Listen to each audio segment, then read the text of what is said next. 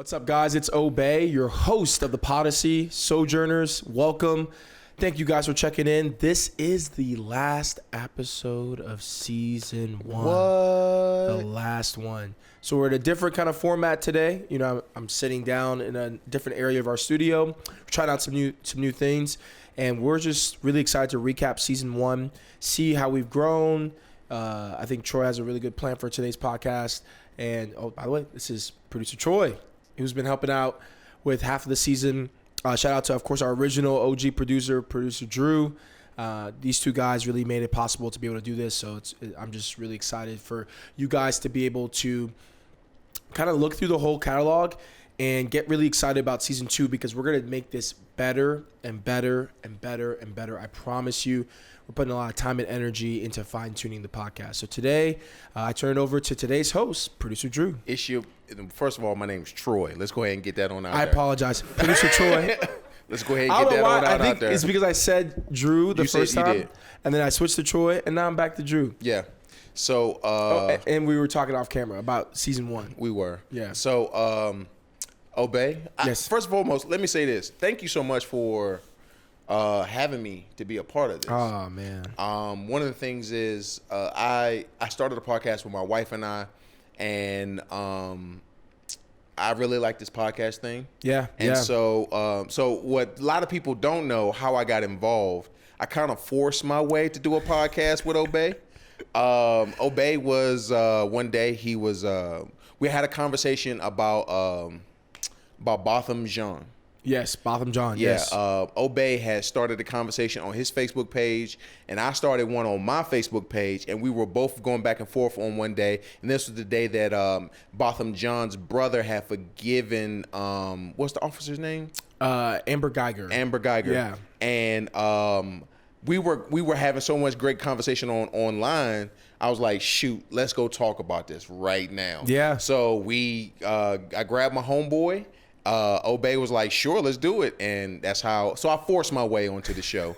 And from there, I've just been helping out. So I want to thank you so much, man, appreciate the opportunity. Dude, Troy, thank you so much, man. I think you have been just a blessing to this podcast. I think we wouldn't have been able to produce the kind of content that we needed for this, especially with all the changes and you taking over producer Drew's role. Like, I appreciate you so much. And, you know, to everyone that has been a part of this journey, it's been a blessing. So seriously, and Sojourners, thank you too. Shout out to the Sojourners. Yeah. I do want to say one thing that I'm really proud of in my life.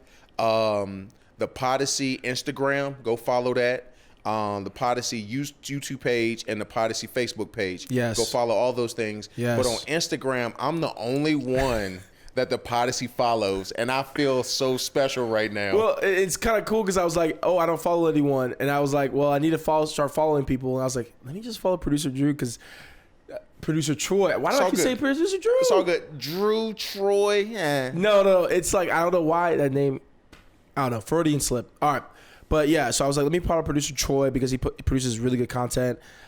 He's pretty funny. And then I was like, he's also part of the family. But then I was like, you know, eventually I think we would like to look at following certain people and like to be able to, you know, find other great follows for the podcast as we build out the family. Sure. You know, and maybe do like follow backs for Sojourners that, ooh, you know, tag 3 friends. Yeah, you know, tag 3 friends, share, giveaways, eventual merch. Who knows? Who knows how this thing will grow? We do need a Podyssey mug though.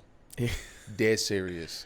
Troy legit is about that mug, yo. No, I'm really serious. So anyway, so thankful for the opportunity, Obehi. So this opportunity, we get to interview you and ask the questions that the people want to know. Man, this is gonna be interesting. So my first question is, what made you even want to start the Podyssey?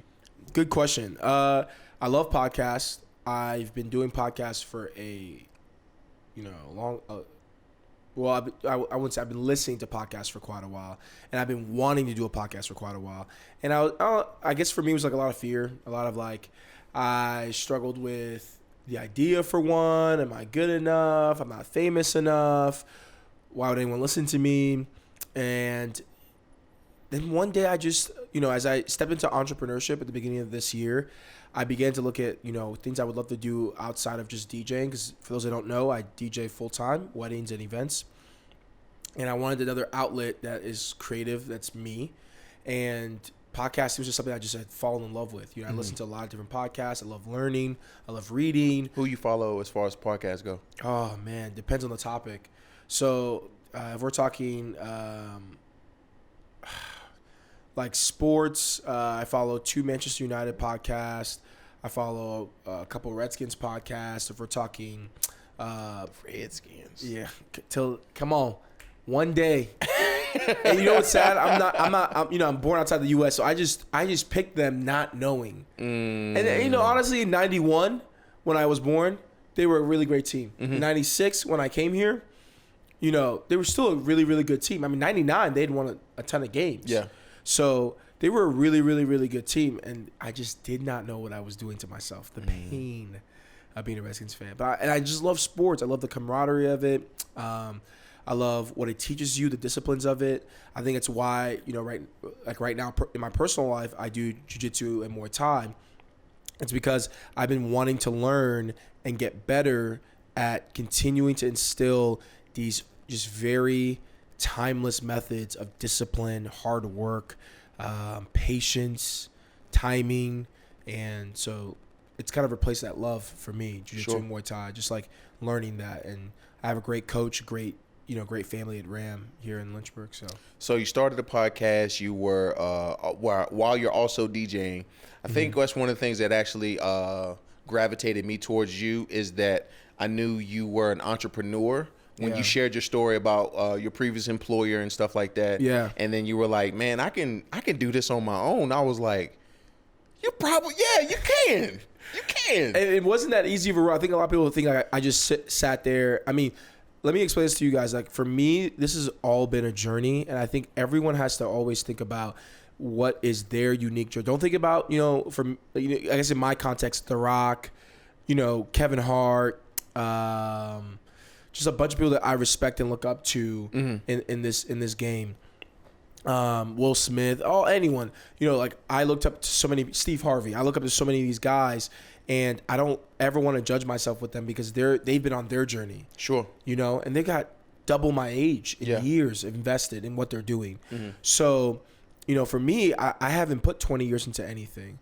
And so it was like I had to get to a place where I was courageous enough to start something new and to allow myself to fail, to let it be messy, let it not go the right way. It doesn't always look the best, but the heart behind it was always the same. And so as soon as I kind of like removed that fear, and this came through tons of conversations, tons of prayer, my parents really just loving on me through this season. And eventually I started to really garner that really big belief in myself that, God wanted me to take this step. As a matter of fact, I think the Podyssey posted something the other day about being willing to let yourself fail. Yeah. That I saw that image online. I just thought it was so powerful. I was like, I got to share this and also share this with people because, I'm not here. This podcast isn't here for us to be rich and famous.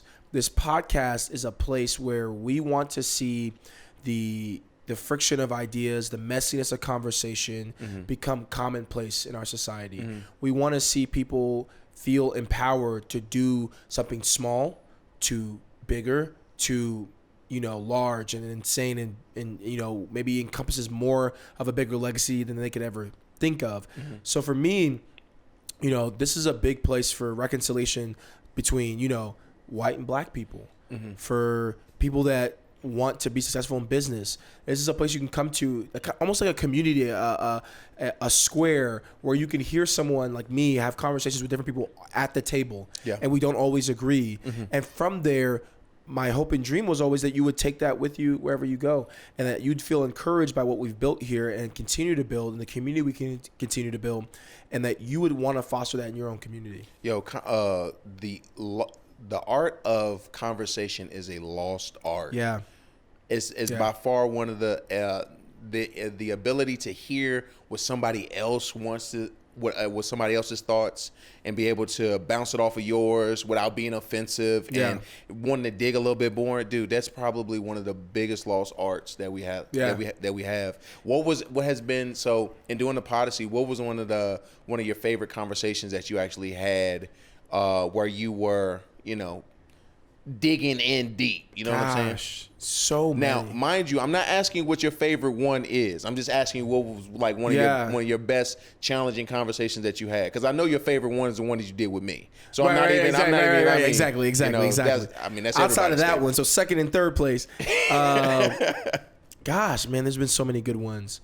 I think the first one I did in season 1 with my personal primary care doctor, Dr. Anderson, just first comes to mind because he believed in me and wanted to do the podcast, and we had an amazing conversation, and he'll be back for season 2, so look out for that. And we're going to get in even deeper into some of the hot button issues when it comes to health.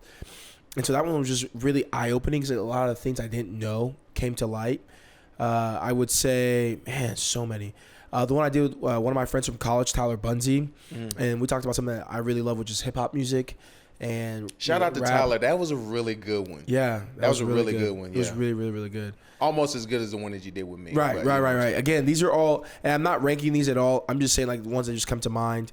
The ones I did with like 2 sets of friends, that was really powerful. So Shamari, Damani and Chad. That conversation was just really powerful and impactful for me and really eye-opening because we kind of started with like the NBA and talking about, ownership and, is the word, owner racist, because they moved it now to a governor and, going off of that and talking about race. Heard about that. Yeah. That was a really good one.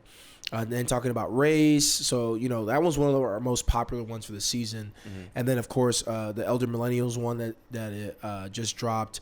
And so that one is just a really fun one because we really get into, like, a lot of things you wish you had known when you were coming up. Yeah. And if you could go back, what would you want to tell yourself? And just that conversation of, like, us as men who are friends, all individuals, have grown up since, starting college. And so so many good conversations. I've gotten to be blessed with a really great lineup of guests. Yeah. I think I've enjoyed every single conversation I've had this season, and the conversations to come are just going to be, I can't even believe that like we made it to season 2 and we're already lining up more guests. So that is exciting. Yeah. That's really exciting. Super exciting. So in the whole process, what do you think that you ever do one on politics? Because we kind of like touched on politics here and there. Yeah. And here's the thing: this podcast is meant to open up conversation. That's hard to have. Yeah. And that's a hot button topic, especially around the corner with the elections and stuff like that. Yeah, I think the Podyssey was meant to try and like get people to not go 30 comments deep in their Facebook. And to really get them to be involved in their community. So instead of getting angry at Republican people or getting angry at Democrat people, to really meet those people in your community because you know someone who is. And if you don't think you know someone, I promise you do. Yeah. And to have those conversations, if I can, in this podcast, have a conversation with my police chief about police brutality, and I can have a conversation with my mayor, and I can have a conversation with my friends, I can have a conversation with my doctor. You can find people with differing opinions and have those conversations. So that's like a big thing about this podcast is, we want you to find the courage within me. Like I'm having the political conversation so that you can feel free. Right. So we will definitely get into it. To answer your question, I think in season 2, people will see us have a more tightened focus when it comes to the podcasts talking about politics and looking at the 2020 election. We kind of addressed it with the mayor. We kind of talked about it a little bit, but we will definitely have a politically driven conversation. I just didn't want to do it when there's like 25 candidates and, is Michelle going to run and Bloomberg's running and just like it's too messy. And people are dropping out right now. Right. And it's a lot of theater in politics. So it's like people are just over here going nuts for Andrew Yang, which sadly I'm letting you know right now, 110% if you're listening to this now and into the future, he's not going to win the presidency. So for my friends who really want him to win, I just didn't feel like why even entertain that conversation. I'd rather wait till like it gets close to the general. Sure. And we're talking about 1 or 2 candidates who will run against Trump. What will that look like? And I have some really, really good ideas for a podcast about that in the future. So definitely be on the lookout for that. As we take this, this break from shooting and really work on the pre-production and for season 2, I want you guys as fans, sojourners, to see the intentionality in the topics and the new format we're going to bring you in 2020.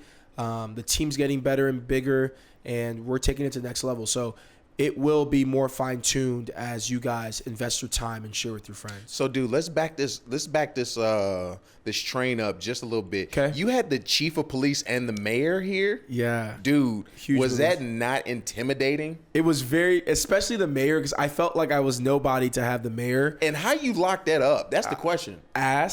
It was I'm telling you, every person that I've had a conversation with on this podcast and will have on this podcast is a manifestation of being kind, being willing to have conversations behind closed doors, and to build a relationship with people, and then to have that conversation when the time comes. So I think for me, that's been the big thing is, I want people to look at me and not be like, oh, Obehi's awesome or Obehi's this. I want them to look at me and be like, what's my excuse? If Obehi could have a conversation with a DACA recipient about immigration, could I find someone and have that conversation rather than let CNN drive my opinion on it? Really meet someone, because that's the thing. Our world is so connected, and yet we feel so far apart. Yeah. So that's the part, the sweetness of this podcast is we're meeting at a table that's purposeful. Think of the intentionality. We're meeting in someone in someone's studio. We're having a front-facing conversation, and whether we agree or disagree does not matter. What matters at the end of the day is that we're having the conversation. Yeah, we're having the conversation. It was intimidating, and the police chief was intimidating. But I just am so honored, and I really just thank them for giving me the opportunity and for being willing. I mean, they didn't shy away for the most part. I would say you asked the chief some hard questions. Yeah. I think the police chief was a lot more open than the mayor. Yeah. But again, with politics and politicians, you're not always going to get these juicy sound bites. And again, this is not a podcast to come for the mudslinging and the fighting and the, let me go tit for tat with the mayor. This is a place where what you're trying to do is have a healthy discussion or debate. Sure. And so I know some people have been like, why didn't you go more aggressive this way? Or why didn't you say this more aggressively? That's not really my heart. That's not really the reason why I do a podcast, is to go tit for tat with people. And that's why we try and have fruitful conversations, because you could legitimately do that on Facebook. If you want to just get angry and go tit for tat and share articles and go insane, go ahead. I've done that. Part of the reason I did this podcast is because I had conversations with friends, and I was really embarrassed that I would go in on a topic with them when I got their cell phone. When I've had lunch with them, or when I could have had that conversation one-on-one. Right. And so some of the guests that we see, like Tyler Bunzy, was a manifestation of me privately being willing to have, a little bit of friction of ideas or beliefs or thoughts on an album, and talk through that, and just, not let it actually mean that we are not friends, or it's gonna hurt our relationship. And so I'm gonna do that more. It was a kind of like, I don't do New Year's resolutions. I kind of just set goals for myself each year, and whether I reach them or not, they're more broad, and I kind of let myself have freedom to work in between them. Can you share some of the goals that you have for the upcoming year? Yeah, so for you personally, not necessarily for the podcast, but for you personally. Yeah, personally for 2020, one of them is like to be more just focused and honed in on the things that God's given me. So whether it's my DJ business, whether it's speaking, whether it's creating content, whether it's this podcast, not adding too much to my plate and letting myself have room to breathe and create and get better and better and better and fine-tune and practice and get better and better. Because I'm very critical of myself. Like, even the start of this podcast, like calling you producer Drew like 3 or 4 times, I instantly get frustrated. Hey man, don't worry about it. My grandmother calls me 2 names before she gets to mine. She calls me Kevin and Russell. Right. Those are the 2 names for you, and they're nowhere even near Troy, so don't even worry about it. Right, but it's like, that's just the things that I self-critique about myself, that I have to learn that it's just like, you're not going to be perfect. You're not always going to be on, and you're getting better. You know, this is all new to me. So for me, it's like to get better. I'm a volume person. Takes time. Takes energy. Sure. Takes diligence, intentionality. So in the next year, you're going to see me fine tune everything I do. We're taking it a step up, but I'm also giving myself space to be able to create space and time to get better at it. You know, kind of just freedom and patience with myself, you know? Mm-hmm. Like this is all, like when I look at, The Rock, it took time. This guy's in his 40s. I'm in my late 20s. So he started his career in his late 20s. Mm-hmm. So it's like, I just can't keep assuming that I'm going to be at point B without going through the 10, 15 years. Kevin Hart was doing Def Jam Comedy Tour and doing show after show after show and was not known. But when time and opportunity came, he was prepared because in the privacy of his life, he was preparing himself. Yeah. And so I'm preparing myself for my opportunity. And you even mentioned like The Rock. The Rock had intentions of being a professional and let athlete. that go. Yeah. Yes, me too. That's why I kind of relate with him a lot because I thought I was going to play in the NFL and that was going to provide for my family. And, I wanted to be rich and I wanted to be famous and I wanted to be another big time Nigerian in America. And, God's really worked in me through that to like find new goals, new aspirations. I think I have the right purpose now. And I think, for me, I want to die a man that lived to exercise every gifting and talent that God's given him for the glory of his name. Right. But then also to encourage those who don't know God to see something different about me and to learn who and where that comes from. But then also for those that do know God to feel encouraged that there's someone that's publicly okay with being a Christian and messing up and not having everything be perfect. Sure. So let me put you on the spot. That'd be one of the quick. goals. Yeah. Let me put you on the spot real quick. Go ahead. Slightly moving away from the goals. So you mentioned that you are Christian by faith. Yes. But one of the things that I did notice about the podcast is that has never been like an obstacle to overcome. It's been more of like, hey, this is actually a tool that I'm using to speak with some of my friends and stuff like that. So I really appreciate that. You never like weaponized your faith or anything like that on the podcast. Never will. Yeah. But in your faith, can you share a time where you were most challenged? I would say from 2017 till beginning of this year, or actually probably even through this year, was probably the hardest years of my life. And times where I think for me, I think we all have one of my favorite worship songs has this one line, prone to wander, Lord, I feel it. Prone to leave the God I love. Take my heart, Lord, take and seal it. Seal it for thy courts above. And that was something that was kind of just rang true for those 2 years. I really felt myself like, what kind of man do I want to be? Do I want to have money? Do I want to have, women? Do I want, like, what's going on inside of me? And it was just this friction of who do I want? Do I want God or do I want what the world offers? Do I want to be like Drake, iced out? Do I want to have a bunch of followers on Instagram? Do I want to have a bunch of likes? Do I want to have a bunch of clothes, shoes? And I think I was just purposeless. I felt like I was in a job where I was exercising my gifts for someone else. Yeah.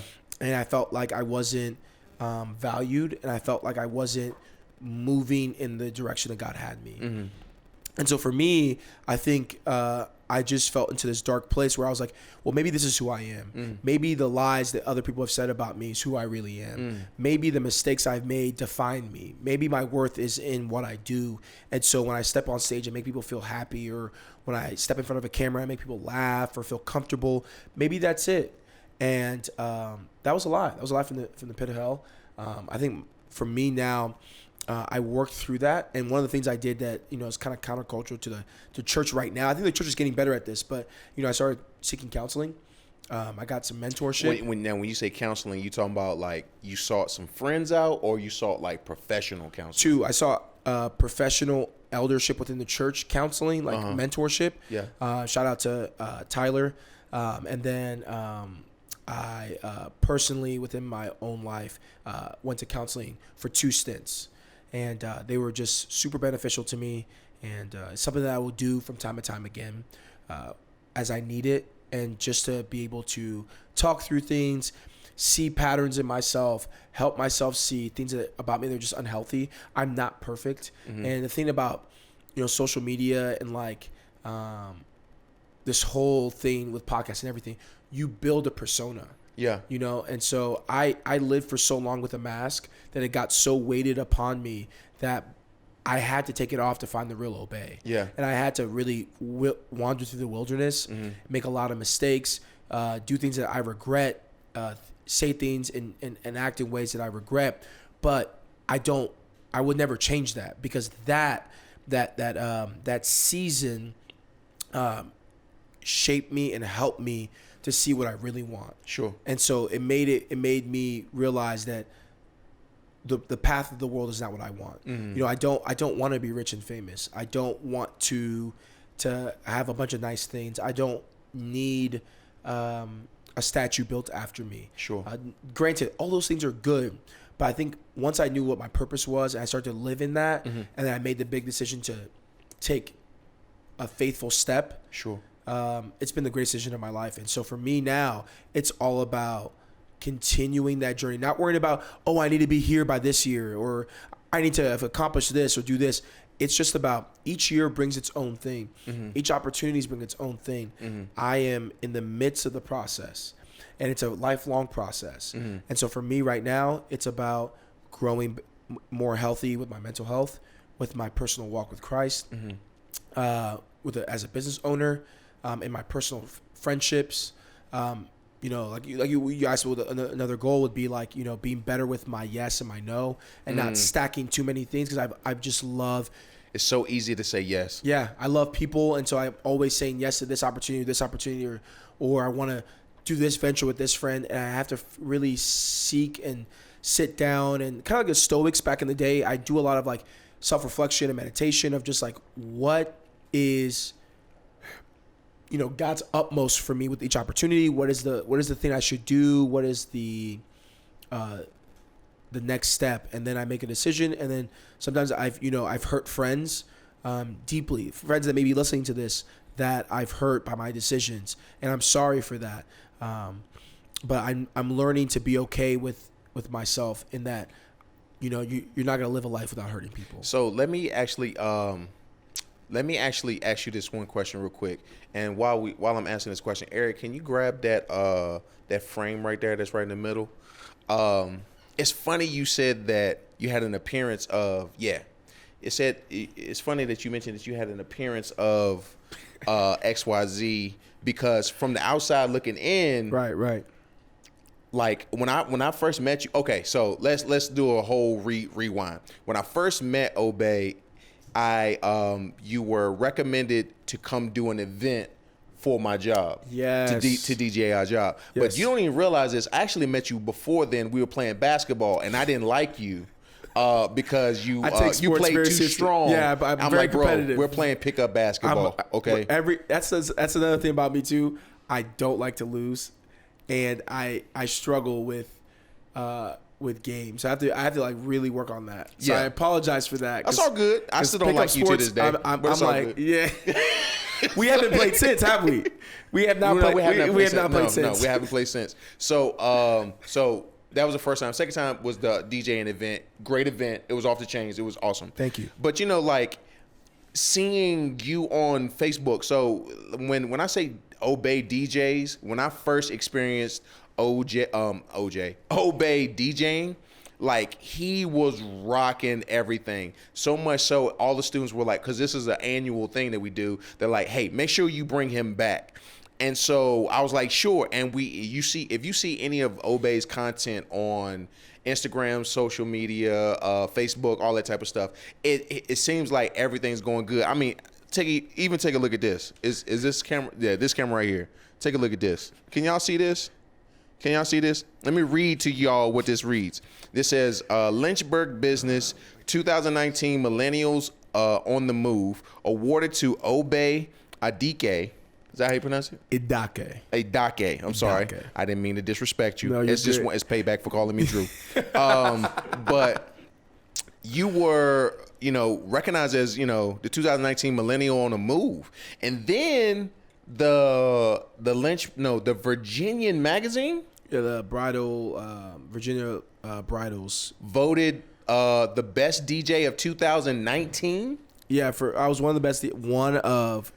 Okay, so it was multiple people. Yeah, three. But they DJs. Put your name first up there, right? Yeah, I'm not. One of three selected, and it was both are great honors. And awards are weird for me because, it's like it feels really, really good. Sure. But then also you don't want to do it for the award. Sure. You want it but sometimes it means a lot just to be recognized because sometimes you don't want your hard work to go unnoticed. Yeah. Sometimes I feel like with my personality and just the kind of person I am, people always feel like it doesn't need to be said. Sure. Or like, we don't need to recognize Obehi. Come on. We all know. Mm-hmm. And sometimes that was hard for me because it's like, no, sometimes I like being recognized and I like that. I mean, my ego feels good. We all like that ego, being stroked. Today at work, my a colleague that I esteem so much, he I was sharing some stuff with him and he said, man, sometimes people don't understand how important a person is, and like you, Troy, you're a linchpin here at the school.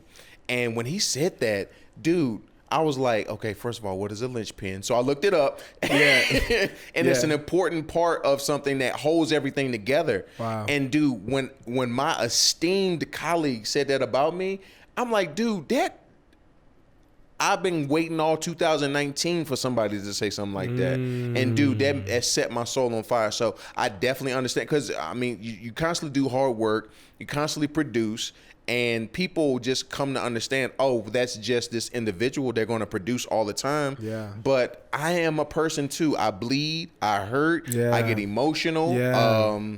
All types of things, and it's good to be able to be recognized. But I wanted to all that to say, man, dude, to hear that you needed that time to get counsel, but to us it seemed like everything was like all gold. Yeah. Because I'm gonna be honest with you, bro. I was like, I want to be next to this dude.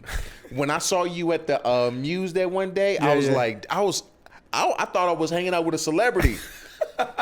You remember I took the photo and I was like, dude, this guy's such an inspiration. You know what I'm saying? I was like, yo, I'm so touched because I legitimately, those who know me, who are close to me, like my best friend Matt, Daniel, Eric, like my boys from back in Georgia, like they would tell you, like, I'm just so low key, and it took me a long time to be okay with like what God's called me to and the things that I want to do and the impact I want to make. Mm-hmm.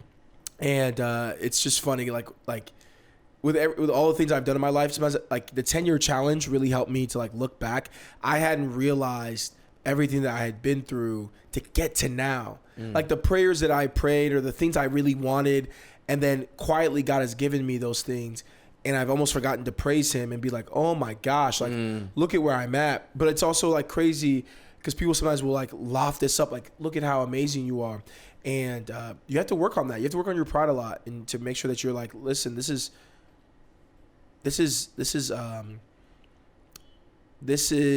something that's good, something from God. It's a great opportunity. I'm happy for what's happened, but it's not even pales in comparison for what he has planned. Sure. And also, it's all glory to him. I don't know. It's like you have to work on that, because if you start to make it about you, then it becomes a struggle when things don't go right. Mm-hmm. Then have you ever made it about yourself? Oh yeah, man. Oh yeah. I mean, I again, there was a period there where I just didn't know, and I was really trying to put like a square peg through a round hole. Mm-hmm. And I think it was like until I stepped back and I really listened to people that matter in my life, and I really like walked with, literally, like I like, take walks with God, just like talk through. I like to talk in my mind and like meditate and just like really work things out. I began to realize, okay, this is what I love to do. And again, even this time alone in Christmas, every year I take time off with my family, Christmas, and spend time resting, which I don't do for most of the year, and then reflecting.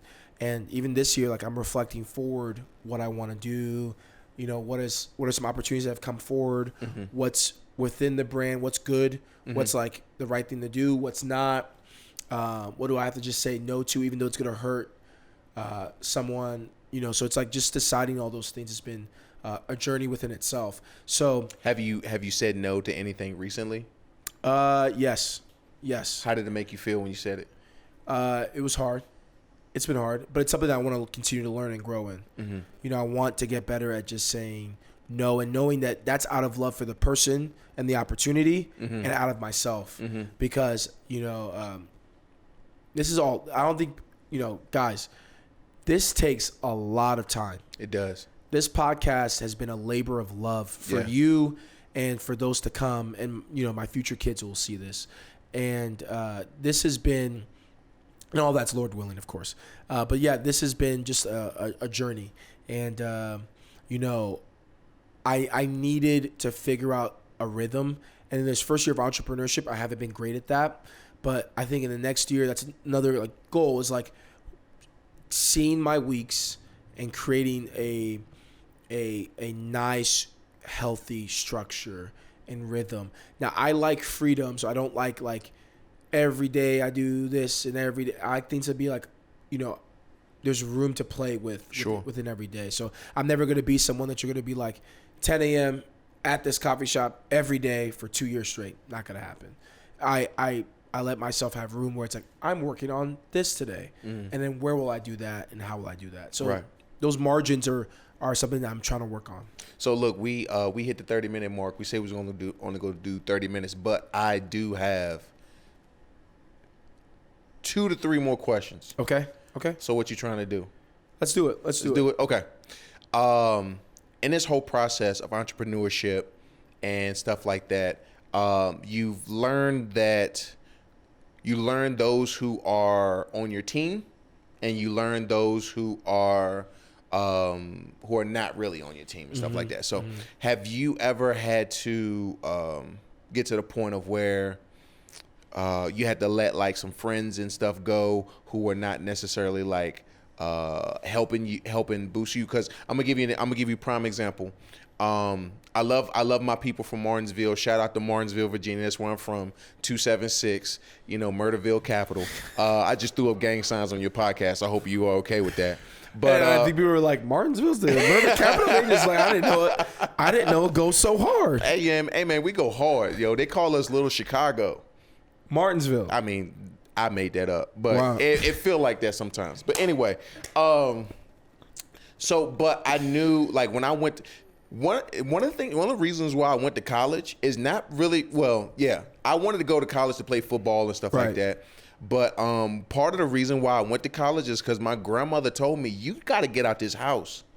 And it's not that she wanted me to leave because she didn't want me to be there. My grandmother cried when I left. You know what I'm saying? She wanted me to be home. But she knew that if I stuck around, that I was going to end up either in jail or dead.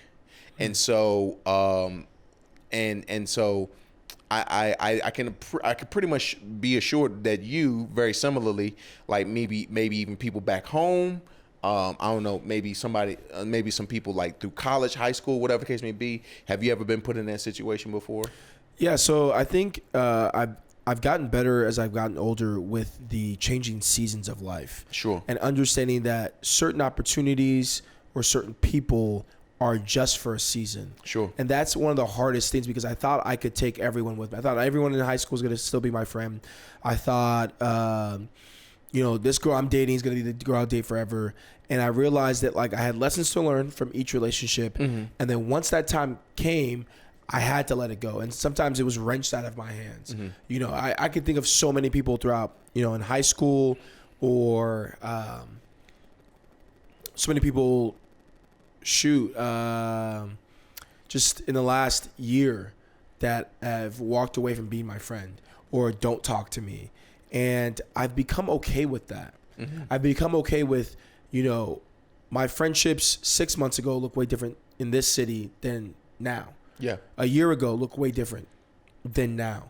And I've had to be okay with that. And it's been something that's been very healthy because I really think people need to realize that you weren't meant to be friends with everybody. Yeah. You weren't meant to have 1,000 best friends. That's why I think Facebook and social media sometimes it has this really, toxic level about it, because it's like it builds this lie to you that like you really have 4,500 friends. No, you've have 3,800 people that you've met, and out of those people, maybe 10 really are deeply mattering to you, and out of those people, 5 will walk with you till death.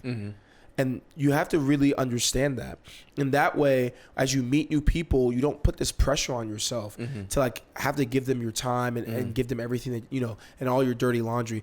People will earn it, and people that you will trust, and they will grow with you and they'll learn. And sometimes, I'm a very open person. Obviously, I have a podcast, but sometimes I think it is okay to like, really learn about what's the purpose of this relationship. Sure. And then be like, okay. And then when it's done, it's done. And not put that weight to bear. Because sometimes God's really saving you from something or keeping you from something. Sure. And you don't even realize it. So many times I can think back to like people that I didn't need to be around or be friends with, that I'm really grateful that I finally stepped away from that. Relationships I didn't get into that were like super, super wise for me not to get into. So for all the people who just listen to the podcast and never actually seen the podcast, let me take this brief moment to describe Obehi to you all. Now, mind you all the things I'm going to say, I am a happily married man of 9 years, okay? So there's nothing more that I'm trying to say. I'm just describing the man. Obehi is a 6'2", 3, 4? 4. 6'4". Shoes. I'm like 6'3" and like 5'8" or something like that. A 6'4", maybe sometimes 5, chocolate man that is solid. Like he's football built. You know what I'm saying? We're gonna have to edit this out. No, we're not editing anything. We're gonna keep it in here. And my wife is watching right now, and she's sweating because she's like, "Where is Troy going with this?" So, I know that you are often because of your stature, because of the attention that you get, and because you are a handsome individual. You know what I'm saying?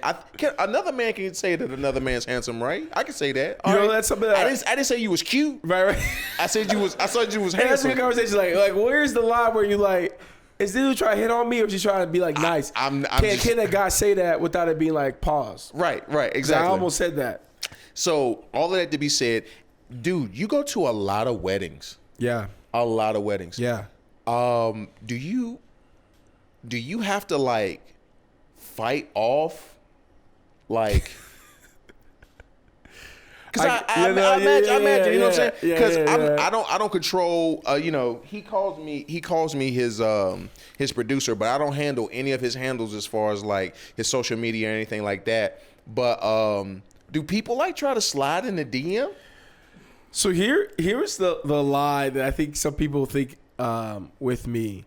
Here's some fun facts. I have not dated that many women in my life. Also, I don't really have women that's quote slide into the DMs. I've been hit on, yeah, but it's like I haven't really been that kind of guy that like at weddings I'm like fighting women. People really thought that like, dude, you must be just, if I can I be real, like you must be just bagging them at these weddings. Not. I am really business. I want to build a fun atmosphere. The bridesmaid, she have a couple too many drinks. Right. You know what I'm saying? Oh, and yeah. she feel as though she Miss America. Yeah. You know what I'm saying? And she's like, she want you to be Mr. Universe to her. You know what I'm saying? I wouldn't say it's like that, but I would say that like, yeah, I've had some experiences, but I try and, for me, for the most part, I really try and respect the atmosphere I try to build there, respect the women that are there, and right now I am single as we are recording this, but I'm really. Does everybody know that? Now they do. Public service announcement. Now they Okay, know. all right. So Obehi's number is stop, Troy. But actually, I have a funny story I want to share about that with my parents. So 632. Yeah, but right now I'm single and I'm just really focused on one, just growing and two, being intentional with the relationships I have with women, because if for those that will get to know my past decisions I've made as we go through this podcast, I have not been the wisest, and I've hurt a lot of women, and I think men have to wrestle with that and learn from that and begin to. And for me, it was around 27 where I started to really like, okay, I'm unhealthy in these ways, and I put myself in unhealthy in situations where I can't necessarily win. How do I get to a place where I can win? In essence of like respect the woman in front of me. Sure. And that means mind, body, and spirit. And sometimes, I'm just not the cup of tea for some girls. Sure. And so, to build a better relationship with women, I've had to, learn and tinker with that. And I'm just like any man, I find a lot of women attractive. Mm-hmm.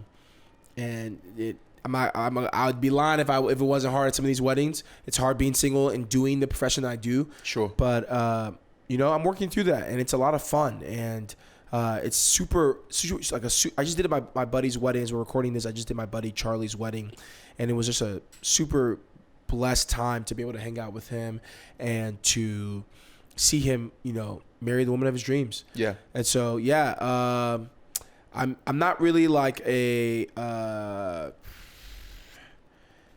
date a lot of women. I do, I text, I do conversations, but you entertain. Yeah, I'm always open to my friends trying to hook me up with people, and brings me to that funny story of my mom. So for those that know, like my mom and my dad, I joke about them a lot, and they are so funny. Right.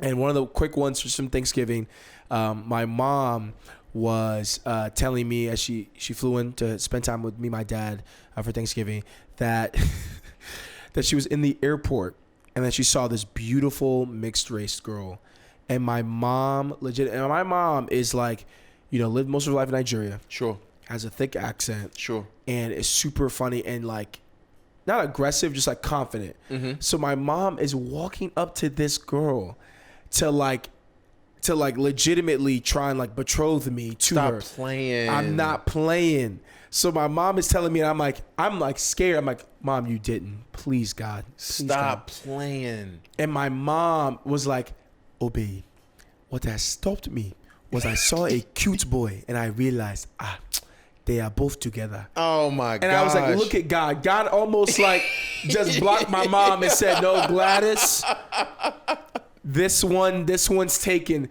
Or my mom would have walked up to some random girl in the airport. And she did this at my graduation. My mother was like, so all throughout college, I didn't really date. And my parents still to this day think I'm aggressively not dating on purpose, like to upset them. Because as you guys know, I'm Nigerian. In my culture, she'd already be married, having kids, and I'm the oldest of their children. So it's like, it just culturally for them, they want me to be married. And my mom, when she came for my graduation, she's sitting there, 30,000 people are getting graduated, are graduating. And I see my mom afterwards, and we're heading towards my actual graduation from the School of Communications. Sure. At my alma mater.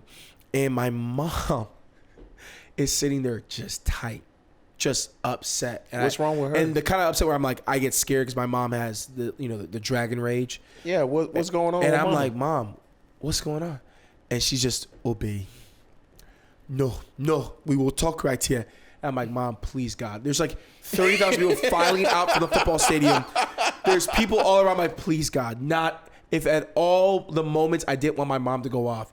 This was the scene. This was not the time to do that. Cap and gown at the bus stop at Liberty University. Sure. My mom just starts going off, and she's just, I saw thousands of women, and you told me that there were no women. You lied to me. You told me. My mom just starts for the last 4 years. You had told me that there were no women here. So why do I see women? Thousands of women. You could not date one. You could not date one woman. You are a liar. You know what? You have been lying to me. I'm like, Mom, we're not doing this here, Mom. This is not the time. And I kid you not, she had grabbed one of my friends after I graduated from the school of communications and was talking to her about why I had not dated her in the years I've known her. Stop and she's just playing, like, just with my mom. So it's like, you're like scared. She's like, in this accent, you're like, huh? Who are you? Hello? And I'm like, Mom, let go of her hand and let the girl breathe. Now, look, I'm not in the Nigerian culture, but I think I may be able to understand why your mom is like that. I think she understands that she, at one point in her life, she is no longer going to be the woman of your life. And she just wants to make sure that you have a woman, a companion. Right. And I've come to understand both my parents. When I had some time with my dad during Thanksgiving, and for my birthday, I hung out with my dad, and I'd asked him what was my goal for this next year of life, and his was like, get married. Like I don't know what. Like I was like, well, nothing business wise, and he just starts to explain to me like there is no, you're there, you're doing what you love, but like for us, there's wealth in children. And I have to understand that, like, my parents are from an Eastern culture, Eastern mindset.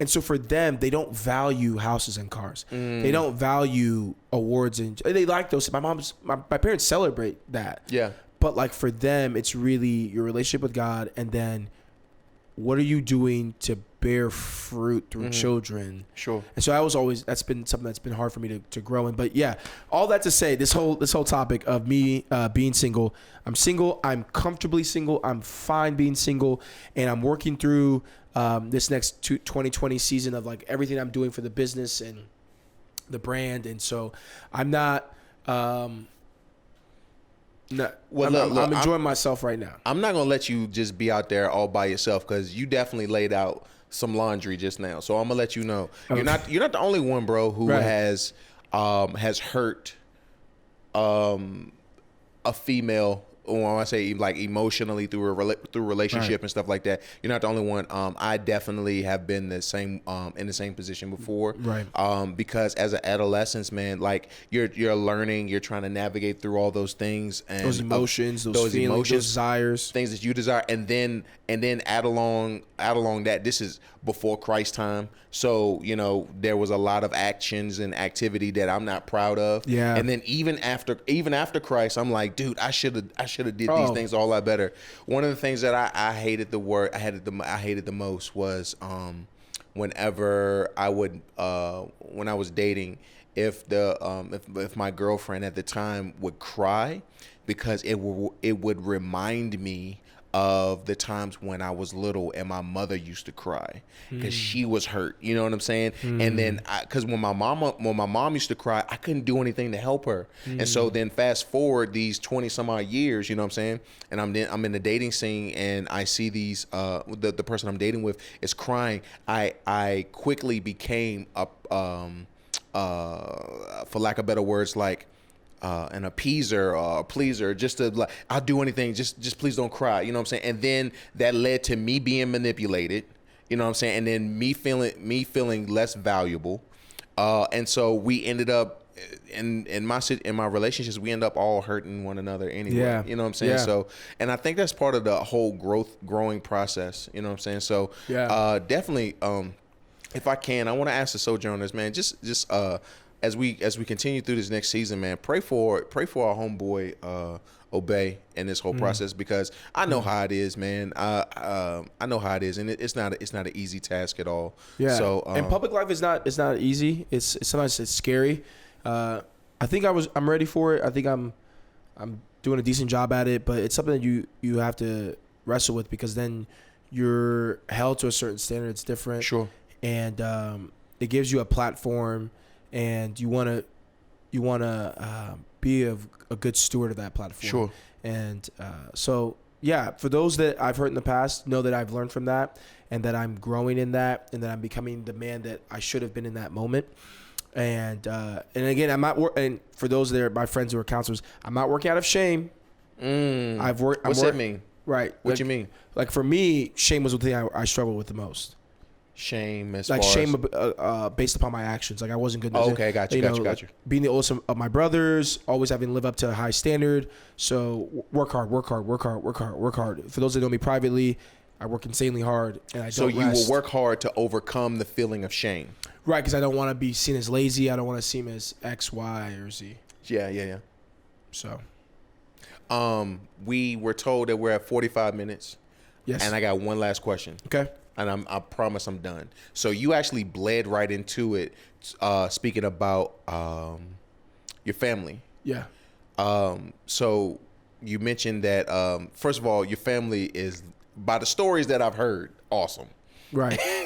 So how have they been, because they are of Eastern culture, background, mentality, and stuff like that? Yeah. How did they feel like when you decided to make the transition into being an entrepreneur? Were they supportive and things of that nature? You know what I mean? Right.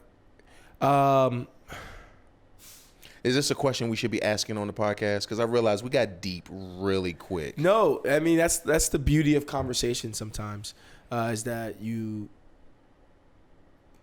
Like, yeah, I just get okay. So I get a little bit emotional when it comes to my family, but it's just because like we've just had such good reconciliation and such good, Bless God, man. yeah, and just such like good restoration. And so your question is, Have they been supportive of have you? they been supportive of this journey? Like hell yes. Like my family has been just my rock through a lot. And, you know, if it wasn't for a conversation I had with my dad in September of 2018, I don't know if I would have finally tipped over the edge to be like, let me bet on myself. Because my dad, I wouldn't be here in America if my dad hadn't bet on himself and bet on, you know, everything that he was growing and learning. And so. In the lineage, in the line, where do you fall? I'm the oldest. You're the oldest? Okay. Yeah. So it's a lot of pressure on you. Yeah. Yeah. And it means a lot to my parents that I, you know, that I do well. And but they're not like someone that they're pressing. It's just like a loving push to continue to like go for, and they've gotten better with being healthier of like, hey, obey, like, you know, seek your dreams. Hey, obey, like maximize this life that you have. Cause you never know, you know, I lost a friend, in college, and that was the first time someone like I really knew and lived with had passed away, and it is always a reminder of the fact that this life is but a vapor. And so for my parents, it was like, if it was all done, would that your life in this cubicle have been sufficient to all the things that God had blessed you with, all the giftings and talents? Sure. And, you know, for me, it was an easy decision after that, after talking to my parents. So I'm really close to my parents. I love them deeply, and they mean so much to me, and they inspire me every single day. And yeah, so all that to say, I think their support is just driving me, especially in this next season of life. 2020 is going to be a monumental year. I feel like year 28 is going to be a big year. I really feel like it. And I feel like for those listening, this season 2 is going to be worth, you know, your listen. It's going to be worth your attention. And I just want you to know that, like, we're going to work so extremely hard to bring a quality product that's better than what we've been doing. And I'm just super excited for y'all to see what we work on. And yeah, so Close this out, brother. yeah, okay. So for you want to do it right? So yeah, for season 2, we will take a huge break. So you guys are going to see a lot of things change. So you're not going to get a lot of episodes next year until we're ready. And so I'm not going to give a date yet, but we will still put out content. I'm looking at some things to fill in the gaps. I'm looking at some behind the scenes things for you guys, and I will have a game plan come January when I return back to the office and return back to Lynchburg. But we're gonna put out quality, and we're gonna have a new format. I'm working through some things, and we're gonna be having some new additions to the team, and I'm really excited for what's to come. You'll see a partnership announcement pretty soon. You're gonna see just a different flow. The studio's gonna look different, and we're gonna have podcasts touching on a wide range of topics. We'll have some return guests from season 1, and I think all in all, I think it's gonna be just super exciting, and I hope you guys enjoy it. And we're also gonna start to really look for your feedback. Like, let me know things that sucked, things that didn't do well. Please be honest. You're part of this family. I want it to be better. And so please always, give us your feedback. We're going to start having maybe like a Facebook group and just things for people to be able to have more discussions, meet each other. I travel a lot, so I'd love to see and meet, sojourn communities and, wherever I'm at, and be able to look one up and like show up at maybe one of y'all's hangouts. We're going to start promoting different things that I have tried out and liked. Like, there's a new game that I'm going to be playing. We might do a podcast about, and we're going to, maybe promote it on the podcast. And it's not anything like, like an ad. It's going to be like, hey, we think this would be a good way for you to be able to build these conversations. Sure. I want to start giving you tools to be able to build these conversations and to have the courage to have these conversations. Guys, I'm pumped. Thank y'all so much for rocking with me, for listening. Like, share. We're going to make a big post about every link to the YouTube, to the Facebook, to the Instagram, to all the places we have the podcast. If there isn't a place that we put it and you want it there, let us know. Follow me on my social media. Follow producer Troy. Guys, this has been like just a hell of a run, and it's been such a blessing. And thank you from the bottom of my heart. I didn't think I'd make it to 5 episodes. I didn't think I'd do 1 season, let alone starting to think about a season 2. So I just want to ask that God would bless you, and that he would keep you safe, and that for those of you that have enjoyed this podcast, please like and share and let someone know. So till next time, God bless. My guy. Brother, I hope that wasn't That was good. Was it good? That was really good. Yeah. Did you enjoy it?